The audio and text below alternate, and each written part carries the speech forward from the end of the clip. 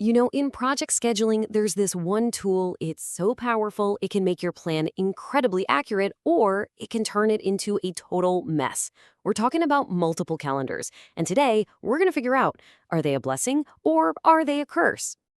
But before we get into the weeds, let me ask you something really fundamental. When you look at your project schedule, all those Gantt charts, dates, deadlines, is it really telling you the truth? I mean, the real story of what's happening on site? The answer? Well, it might not be what you think. Okay, so to really get this, we need to be on the same page about what we mean by multiple calendars. And no, it's not about juggling a bunch of appointment books. In the world of project management, it's way cooler. It's about assigning different work schedules to different tasks.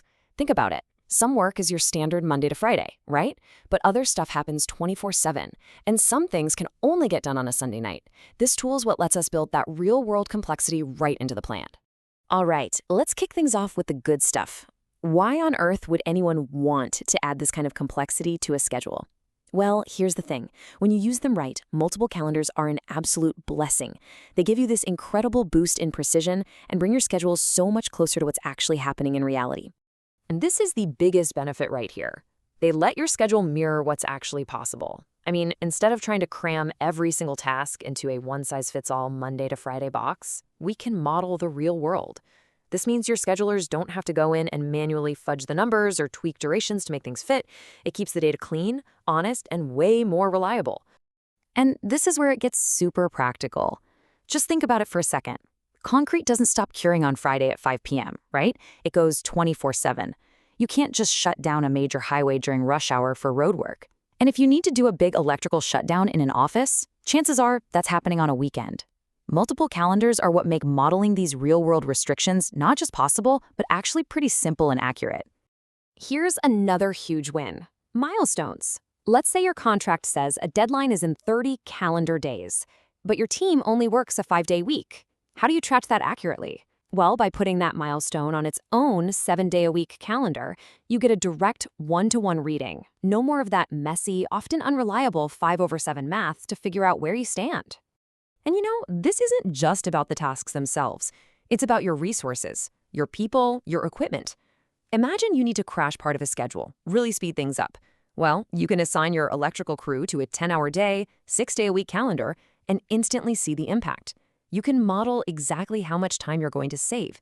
It becomes this incredibly powerful forecasting tool. Okay, but like with any powerful tool, there's a flip side, a dark side. And this is where we get to the curse. The very same feature that gives us all that amazing precision can also bring in a ton of complexity and risk, especially if it's misunderstood or, worse, mismanaged. And this right here, this is the heart of the problem. First, let's just quickly define float. It's your wiggle room, right? The amount of time a task can be delayed before it starts pushing back the whole project. Now, here's the catch. Float is calculated based on a task's own calendar. So a task on a 5-day calendar has 2 non-working days every week that a 7-day task just doesn't. This can lead to a really bizarre situation where 2 activities end on the exact same calendar date, but one shows a ton of float and the other shows 0. It's a total illusion, and it can be incredibly misleading. And look, this isn't just some nerdy technical quirk. This has real consequences. A less experienced scheduler might do this by complete accident and end up confusing the entire project team. But it can also be done on purpose to hide the true critical path. That one sequence of tasks that actually drives your end date? It can be used to make it look like you have way more flexibility than you really do. This whole risk just skyrockets when you've got critical interim milestones to hit. These hidden shifts in float can totally mask whether you're actually on track to meet a key deadline. It can hide a massive problem until it's way, way too late to do anything about it. So, yeah, that sounds pretty scary, I get it.